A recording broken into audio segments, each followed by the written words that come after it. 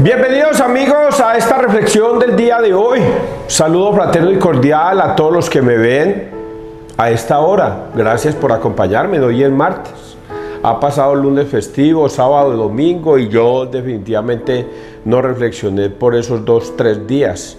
Y por ello hoy quisiera reflexionar sobre al menos el evangelio del domingo, que me parece a mí tan bonito y tan esplendoroso y tan especial, que definitivamente lo quiero hacer para luego trasladarme a las lecturas del día martes. Esto lo tengo que hacer porque es que cuando yo no reflexiono sobre el día domingo, me queda ese gran vacío. Yo escucho al sacerdote, al ministro William allá en la parroquia de San Pedro, y me queda ese sinsabor de yo también decir cosas de apologéticamente tal y cual están escritas. Todos buscan una forma de interpretar la palabra de Dios, y es válida todas esas maneras, porque de la palabra de Dios se pueden decir muchas cosas, y usted puede coger un solo capítulo de eso y un solo versículo, y sobre ese versículo desarrollarse durante 1 hora, 15 minutos, solamente con una frasecita que diga Jesús. Pero yo quiero dar la interpretación más acercada a lo que apologéticamente, escudriñando las escrituras, quiere decir ese evangelio. Vuelvo y repito, solamente es mi interpretación personal de la palabra de Dios, apologéticamente hablando. Vuelvo y repito, esto no quiere decir que los sacerdotes que lo hicieron desde otro punto de vista no tenga el mismo valor. Entonces, vamos a persignarnos, muchachos, y vamos a escuchar la palabra de Dios en el día de hoy. En el nombre del Padre, del Hijo, del Espíritu Santo. Amén. Es Marcos 5, de 21 a 43. Contigo hablo, niña, levántate. En aquel tiempo Jesús atravesó de nuevo en barca la otra orilla. Se le reunió mucha gente a su alrededor y se quedó junto al mar. Esa primera parte, cómo Jesús pasa de una orilla a otra. El Señor se embarcó y se fue a la otra orilla. Y eso yo decía, pero ¿eso qué significa, hombre? Porque el Señor se embarca y se va para la otra orilla. Está en la otra orilla y dice, vámonos para la otra orilla. Y es que eso tiene un significado muy especial en nuestras vidas. Y es que la otra orilla significa llegar a momentos difíciles que nosotros tenemos, y dice, ahí va a estar el Señor, en esa orilla. ¿Y a qué le está pasando otra cosa? Vámonos para el problema que él también tiene, vámonos para esa orilla. Es que aquí a este lado también hay otros problemas diferentes, y entonces aquí también está sucumbiendo la necesidad de Dios, y Jesús se embarca y dice, vámonos también para esa otra orilla.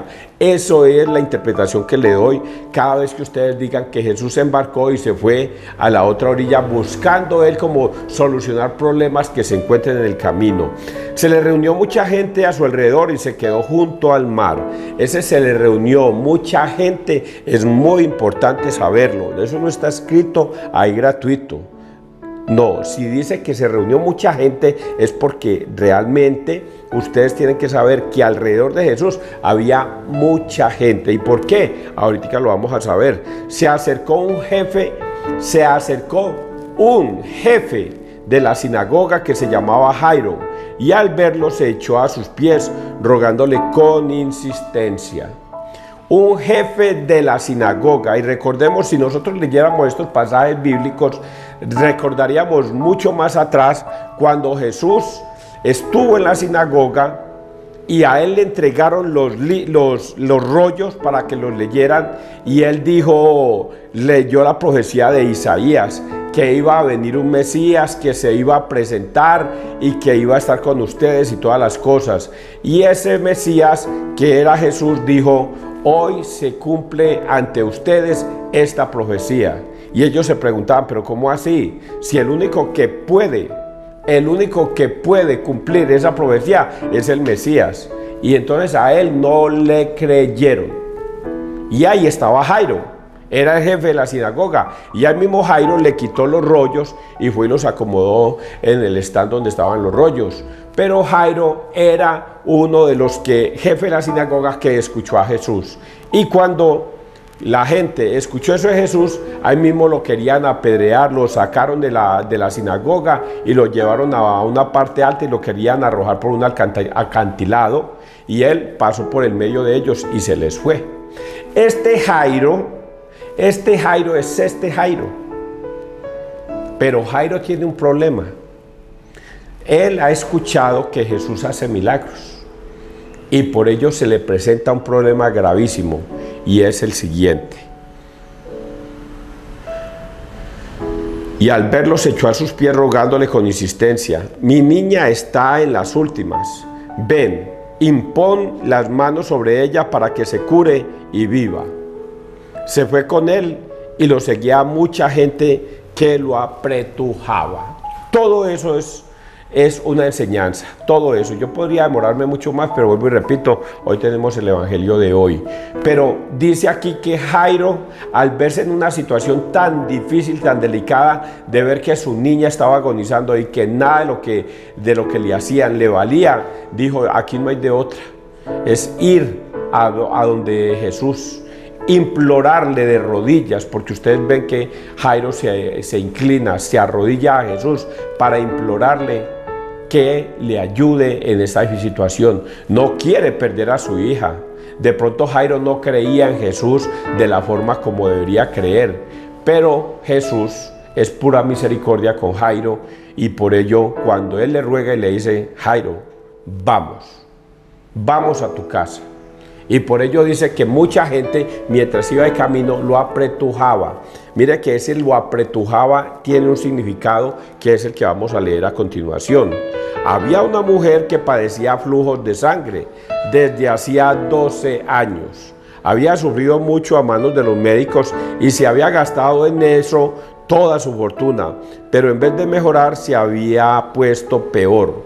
Oyó hablar de Jesús y, acercándose por detrás entre la gente, le tocó el manto pensando: con solo tocarle el manto me curaré. Esto es muy importante saberlo, muchachos.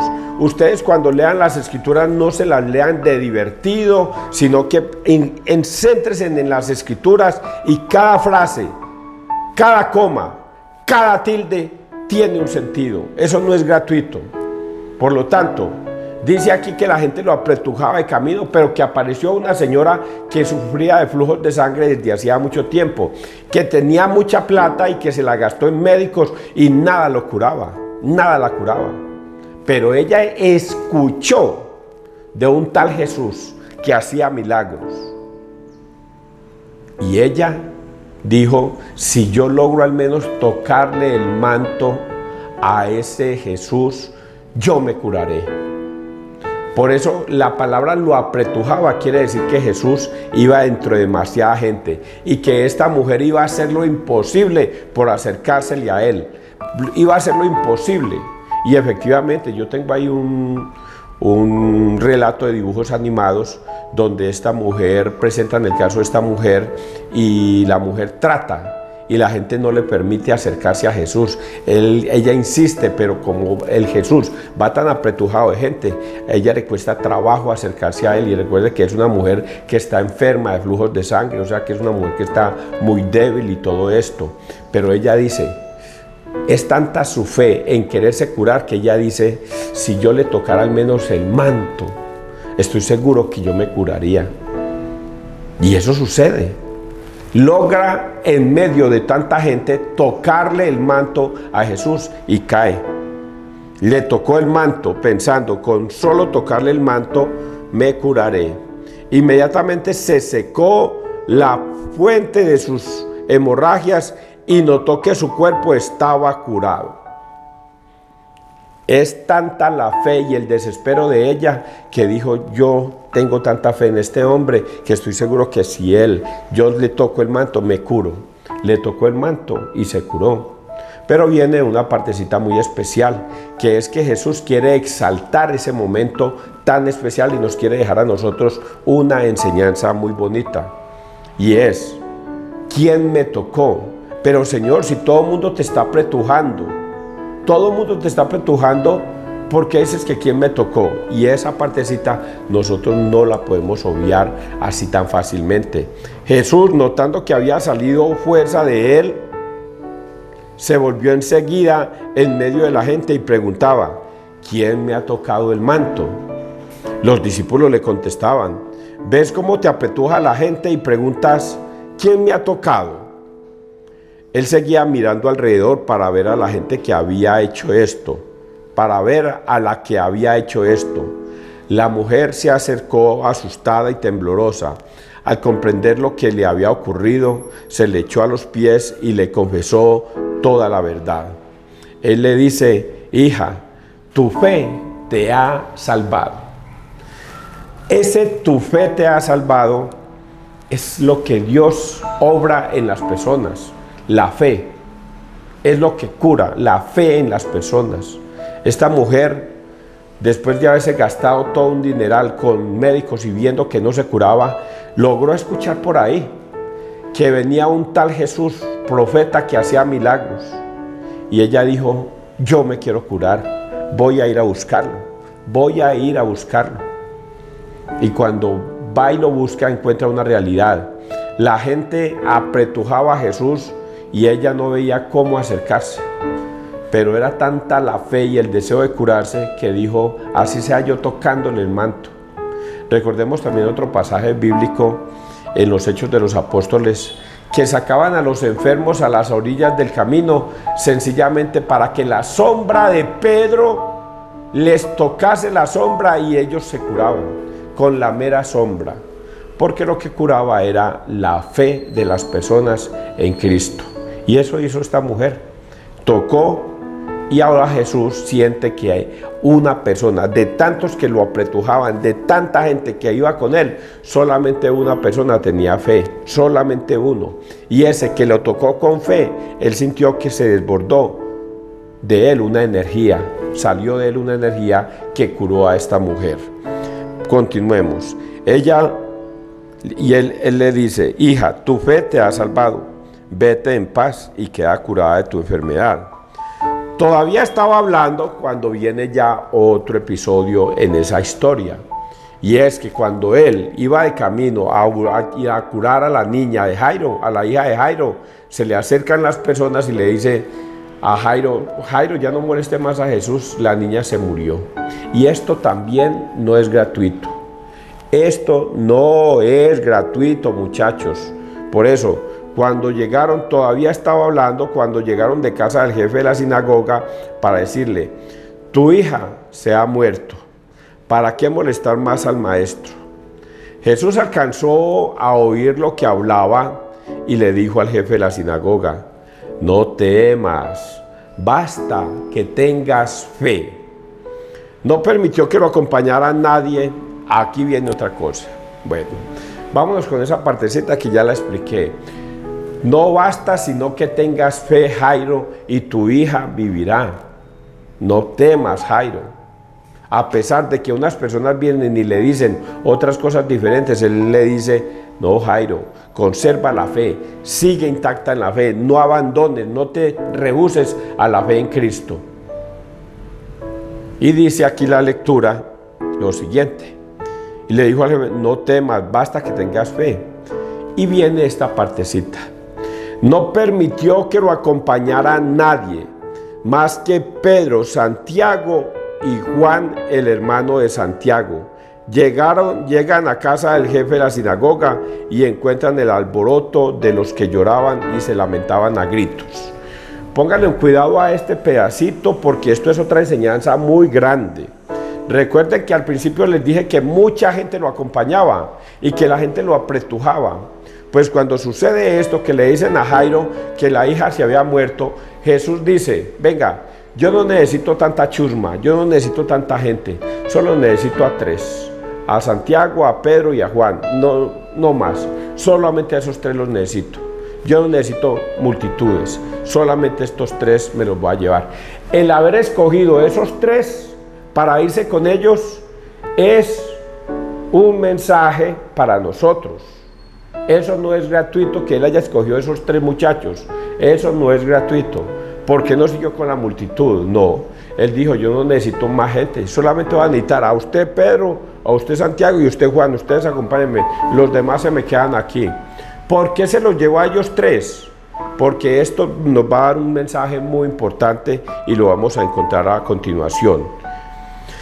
Llegan a casa del jefe de la sinagoga y encuentran el alboroto de los que lloraban y se lamentaban a gritos, y después de entrar les dijo, ¿qué estrépito y qué lloros son estos? La niña no está muerta, está dormida. Y se reían de él, pero él los echó afuera a todos. Y póngale cuidado a esto porque voy a decir dos cosas. Y con el padre y la madre de la niña y sus acompañantes entró donde estaba la niña. Primero suceden dos cosas. Él llega a la casa y todo el mundo está en qué gritería, en qué llantos, en qué sollozos, porque la niña se ha muerto, sobre todo las mujeres son muy... y lloran y de todo. Y qué estrépitos. Y el Señor dice, pero venga, ¿por qué tanto lloro? Si la niña no está muerta, está dormida. Y ellos se burlan de Jesús, dicen, oiga, nosotros conocemos de la muerte. Nosotros sabemos si sí murió o no murió. Pero Jesús, aunque ahí no está escrito en el dibujos animados, dice, quizás ustedes sepan mucho sobre la muerte, pero yo sé mucho sobre la vida. Y por eso Él dice, me hacen el favor y me desocupan. Y solamente entró a la habitación. Mire cosas tan importantes como estas que ustedes nunca lo han analizado a lo mejor. Entró la mamá de la niña, Jairo el papá, pero también entró con Santiago, Pedro y Juan. A los tres acompañantes que había escogido eran muy importantes que entraran a la habitación. Era muy importante que entraran a la habitación, porque Jesús no simplemente les dijo, venga muchachos, espérenme aquí, yo voy a entrar con la mamá y el papá y ya no necesito nada más. No, Santiago, Pedro y Juan son muy importantes que entren, es muy importante que entren para nosotros, los de este tiempo y de todos los tiempos. Y sus acompañantes se reían de él, pero él los echó fuera a todos y con el padre y la madre de la niña y sus acompañantes entró donde estaba la niña, la cogió de la mano y le dijo, Talita Cumi, que significa, contigo hablo, niña, levántate. La niña se levantó inmediatamente y echó a andar, tenía 12 años y quedaron fuera de sí llenos de estupor. Y echó a andar, tenía 12 años y quedaron fuera de sí llenos de estupor. Les insistió en que nadie se enterase y les dijo que dieran de comer a la niña. Palabra de Dios, te alabamos. Gloria a ti, Señor Jesús. Estamos leyendo el Evangelio. Entran a la habitación. Toma de la mano a la niña y le dice Talita Cumi, que significa, contigo hablo, niña, levántate. Y la niña inmediatamente despierta. Y ellos quedan llenos de estupor. Ese llenos de estupor es muy importante que lo tengan en cuenta. Y quedaron fuera de sí llenos de estupor. No lo podían creer. La mamá sabía que la niña se había muerto y por eso estaba llorando. Jairo sabía que le habían dicho la verdad, que la niña se había muerto. Y los tres acompañantes de Jesús, digámoslo así, ellos fueron por ir. Ellos no sabían si sí o no, pero ellos fueron porque el Señor les dijo, camine, vamos. Ay, cuánto quisiera yo haber sido uno de esos tres, haber estado ahí. Porque esos tres hombres llenos de estupor y de ver que él dijo unas palabritas como Talita Cumi, niña, contigo hablo, levántate. Y esa niña se levantó, despertó. Ese niño, esos tres caballeros, somos nosotros. Somos nosotros. Esos tres caballeros nos representan a nosotros, los que tenemos fe.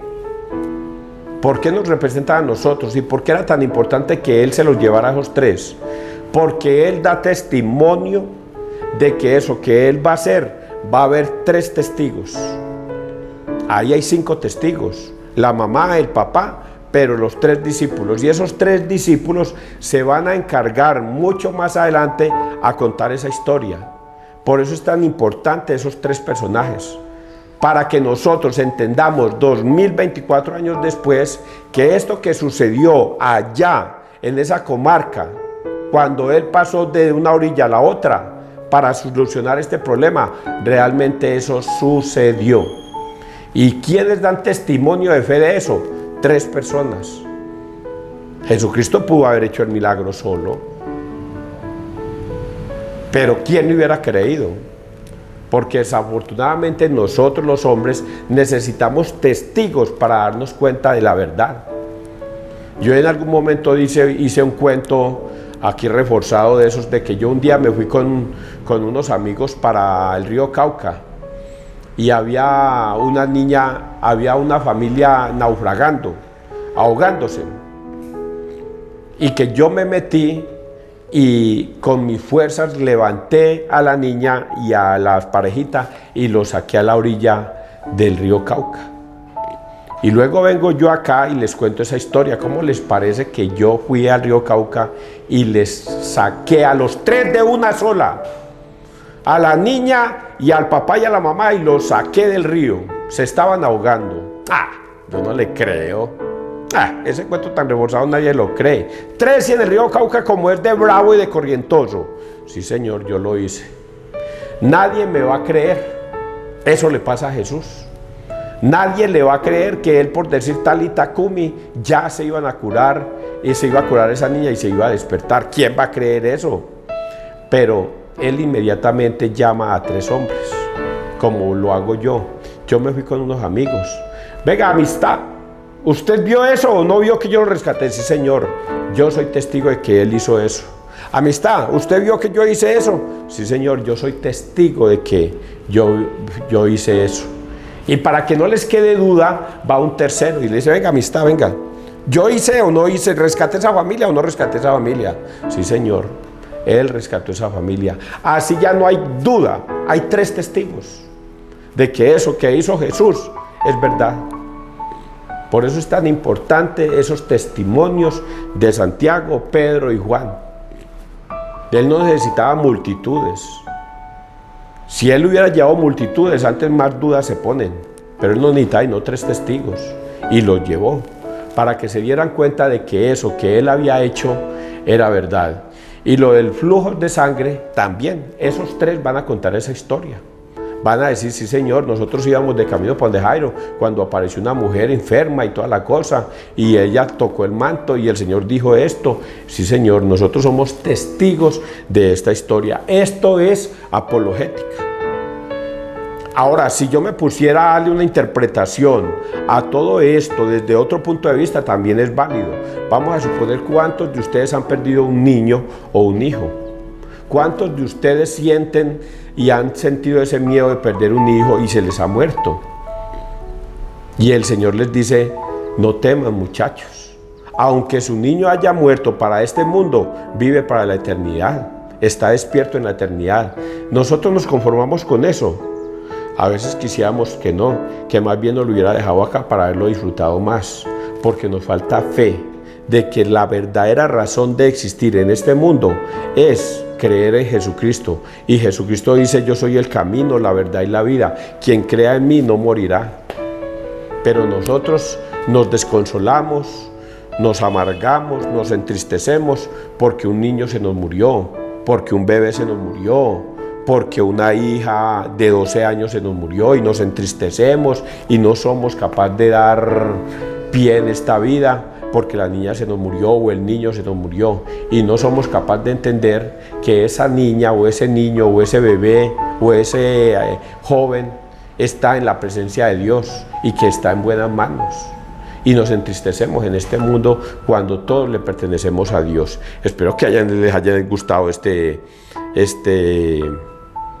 relato bíblico del día de hoy. Vámonos entonces ahorita así rápidamente a hablar del Evangelio de hoy. Evangelio de hoy, primera lectura de Amós 3, 1, 6, 4. Bueno, el Señor Dios ha hablado. ¿Quién no profetizará? Esto antes de empezar voy a decirles una cosa rápidamente. Lo que está escrito en la Biblia se cumple. Hasta la última tilde y coma de la palabra se cumple.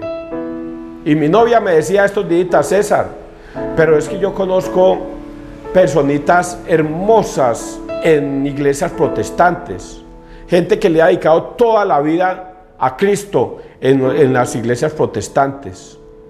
Desde muy jóvenes se metieron, llevan 30, 40 y son consagrados a Cristo, dicen estar con Cristo, lo aleluyan, lo alaban, lo glorifican. Y esas personas que, César, ¿será que Dios no tiene misericordia de esas personas?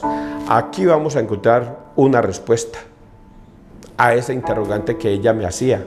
¿Cómo es posible que Dios, sabiendo que esas personitas se entregaron de corazón y de lleno a Cristo en esa iglesia protestante, Dios no va a socorrerlas? Aquí está la respuesta. ¿Qué va a pasar con ellos? El Señor Dios ha hablado. ¿Quién no profetizará? Y entonces dice el Señor: escuchad la palabra que el Señor ha pronunciado contra vosotros, hijos de Israel, contra toda tribu que saqué de Egipto. Solo a vosotros he escogido de entre todas las tribus de la tierra. Por eso os pediré cuentas. Por eso os pediré cuentas. Toda tribu en medio de miles y de millones los he escogido a ustedes, y a ustedes les pediré cuentas. Por eso os pediré cuenta de todas vuestras transgresiones. De todas vuestras transgresiones. Y voy a decirles una cosa antes de irme allí a esa parte. Usted era católico. El Señor lo había formado católico. ¿Cómo lo formó católico? A través de sus padres y de sus abuelos y sus tatarabuelos, que le enseñaron la buena doctrina de Jesucristo. Los bautizaron de niños, les hicieron la primera comunión a los 9, 10, 11 años, les hicieron la confirmación, les dijeron que había que estar con Cristo mínimo cada domingo, santificando las fiestas los domingos, y ustedes iban a misa, y Dios era con ustedes todo ese tiempo. Y estoy hablando con los protestantes. Ustedes eran de Cristo, le pertenecían a Cristo, porque su papá y su mamá, que fueron los primeros que le evangelizaron, le enseñaron bien, y Cristo estaba con ustedes. Que ustedes no lo notaban era otra cosa, pero que Cristo les dio el bautismo, se los dio. Que Cristo les hizo comer su cuerpo y su sangre en la primera comunión, se los dio. Y Cristo caminaba firme con ustedes, y ustedes, aunque estaban dudosos, Cristo firme con ustedes. Pero a estas personas les pasó esto. Por eso os pediré cuentas de todas vuestras transgresiones. ¿Acaso dos caminan juntos sin haberse puesto de acuerdo? ¿Acaso Cristo y ustedes no caminaban juntos todo el tiempo?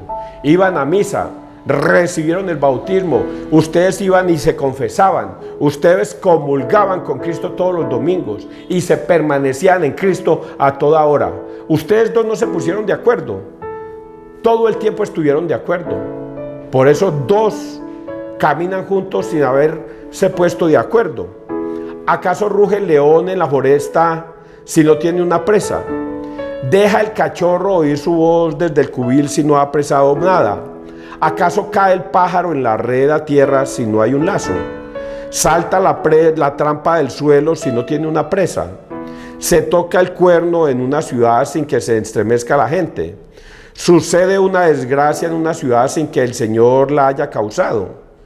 Ciertamente nada hace el Señor Dios sin haber revelado su designio. A sus servidores los profetas ha rugido el león. ¿Quién no temerá? El Señor Dios ha hablado. ¿Quién no profetizará?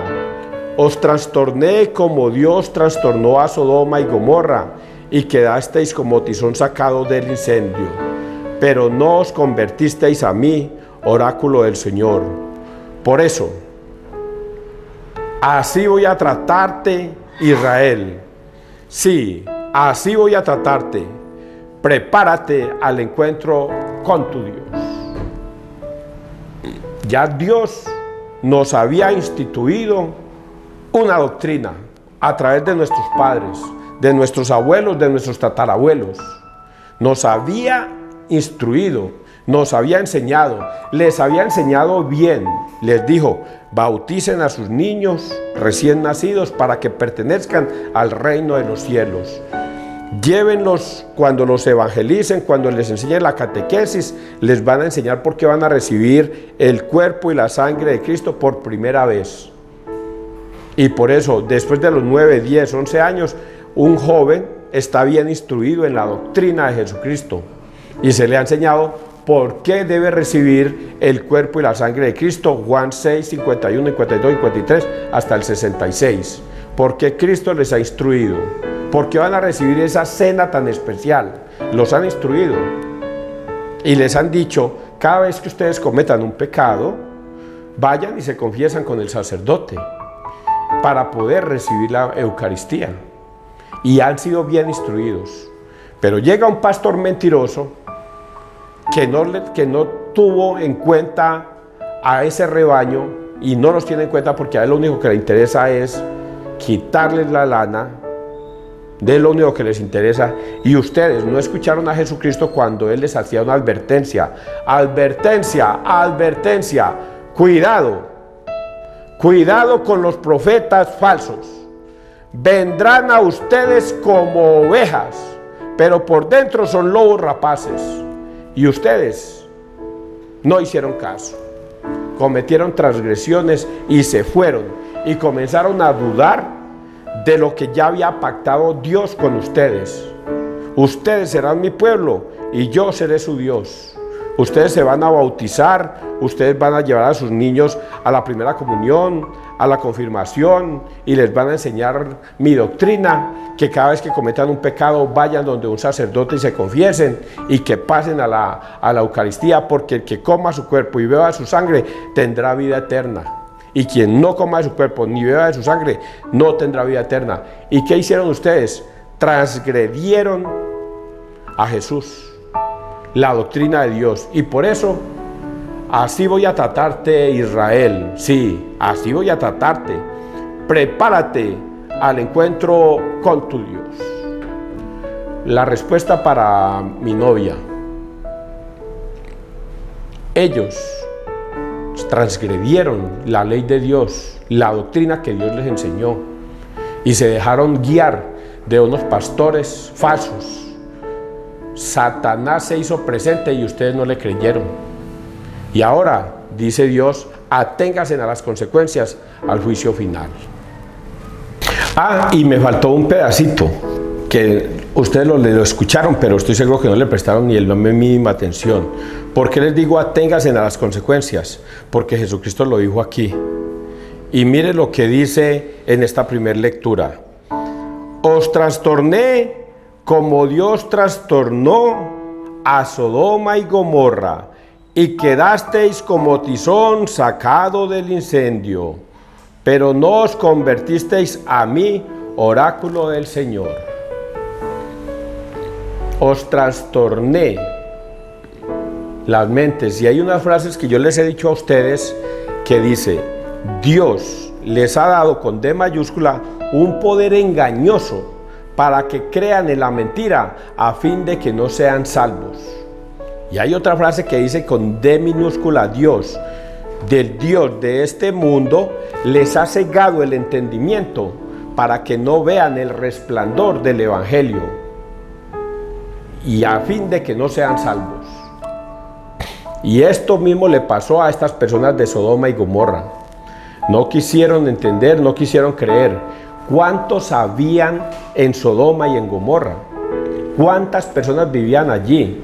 34,000, 15,000, 20,000, 10,000, 5,000. Y solo se salvaron Jairo, su esposa y su familia. Solo se salvó Jairo, su esposa y su familia. ¿Cuántos habían cuando el diluvio? ¿Cuántos? 10,000, 20,000, 50,000, 100,000. ¿O 5.000?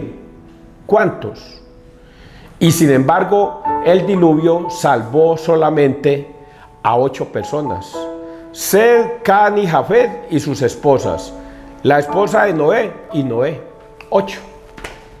¿Y cuántas personas habían? 5.000, 10.000. Y habían mujeres en embarazo. Habían abuelas, personas inválidas, niños, jóvenes. Había de todo y solo salvó a 8 personas. Por eso las cosas de Dios son muy serias. Y complemento esa partecita para que ustedes no van a creer que esto yo lo estoy diciendo solamente para los protestantes. No, eso va para ustedes, los protestantes, y va para los malos católicos y también para mí. Así es que en este cuento de la salvación no crean que Dios escoge a personas porque son católicas o son protestantes. Si son malos católicos no se salvan, por muy católicos que sean, pero si no se arrepienten de sus pecados no se salvan. Vamos a leer el Salmo 5. Señor, guíame con tu justicia. Tú no eres un Dios que ame la maldad, si el malvado es tu huésped, ni el arrogante se mantiene en tu presencia. Detestas a los malhechores, destruyes a los mentirosos, al hombre sanguinario y traicionero lo aborrece el Señor. Pero yo, por tu gran bondad, entraré en tu casa, me postraré ante tu templo santo en tu temor. A estos días les decía yo una historia rápido porque no me va a alcanzar el tiempo. Les decía yo, venga, Jesús hace hay 2 hombres, uno que es muy positivo y el otro que es una persona negativa, y Jesús les dice, solo uno de 1.000.000 se salva, y el negativo dice, ¿cómo? ¿Solo uno se salva? Ah, no, entonces yo sigo en mi mundo, yo sigo en mis perversiones del mundo y sigo en mi juega y todas las cosas. Pero el hombre positivo llega y dice, ¿cómo, Señor? ¿Uno de 1.000.000 se salva? ¿Uno de 1.000.000 se salva? Ese soy yo. Yo voy a buscar esa salvación, ese uno soy yo. Y busca y lucha por salvarse. Es lo que está diciendo este salmo acá, que una persona, pero yo, por tu gran bondad, entraré en tu casa, me postraré ante tu templo santo en tu temor. Ese soy yo. Por eso la salvación no depende de los protestantes, ni de los malos católicos. Es que César, mire esos, van y se confiesan, mírenlos cómo comulgan, y luego los vemos en la galería prostituyéndose y vemos metiendo vicio, matando gente, robando, delinquiendo. A mí qué me importa, yo acaso me voy a condenar por ellos. Aquí dice que solo uno se salva de ese 1.000.000. ¿Y quién es ese? Yo, el que busque el reino de los cielos, se lo encontrará. Pero ¿qué tiene que hacer? Buscarlo. Vamos a leer el Evangelio Mateo 8, 23, 27. Se puso en pie, increpó a los vientos y al mar, y vino una gran calma. En aquel tiempo subió Jesús a la barca y sus discípulos lo siguieron. En esto se produjo una tempestad tan fuerte que la barca desaparecía entre las olas. Él dormía. Se acercaron y lo despertaron gritándole, Señor, sálvanos que perecemos. Él les dice, ¿por qué tenéis miedo, hombres de poca fe? Se puso en pie, increpó a los vientos y al mar, y vino una gran calma. Los hombres se decían asombrados, ¿quién es este que hasta el viento y el mar lo obedecen? Palabra del Señor, gloria a ti, Señor Jesús. A ver cómo es que empieza este hombre. En aquel tiempo subió Jesús a una barca. Subió Jesús a la barca y sus discípulos lo siguieron. Iba para otra orilla. Iba para otra orilla. Eso les dije yo ahorita. Jesús va de orilla en orilla, de problemas en problemas, de enseñándoles a ustedes de que Él va a encontrar siempre problemas donde Él vaya. En la orilla que estés, ahí van a haber problemas. Él va para otra orilla, pero en la mitad se encontró un problema. La barca comenzó a zozobrar, la tempestad comenzó a rugir y todas las cosas. Y todos los que vamos en esa barca, que somos nosotros los católicos, vamos en esa situación, de problema en problema, dificultad en dificultad. Y el Señor dice, tengan fe, pero ellos tienen miedo. Yo, por ejemplo, voy a decirlo personalmente, que ese es un ejemplo para todo mundo. ¿Cuántas veces yo, en este lapsus de tiempo que he tenido dificultades? ¿Cuántas dificultades he tenido? Cientas. Y cada vez que tengo una dificultad, acudo a Dios.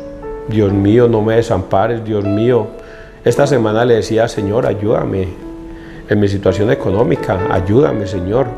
Y luego me decía, aunque yo sé, Señor, que tú estás ocupado con otros peor que yo, están inválidos. Hay otros que no tienen ni qué comer hoy. Hay otros que tienen una enfermedad de cáncer. Hay otros que están tirados en una cama, en un hospital.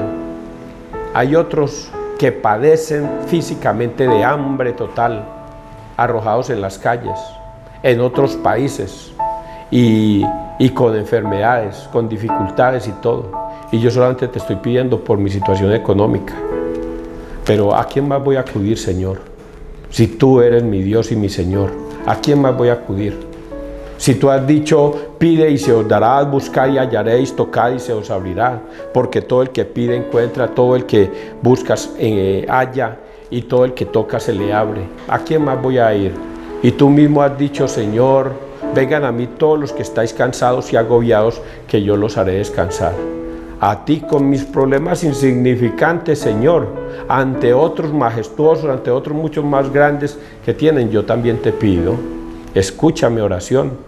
Hoy el Señor nos da esa gran lección también a todos los que tienen tempestad en la casa, los que están pasando por una dificultad grave, de enfermedad, de falta de comida, de falta de economía, de tantas cosas que viven, problemas con los hijos, con la esposa.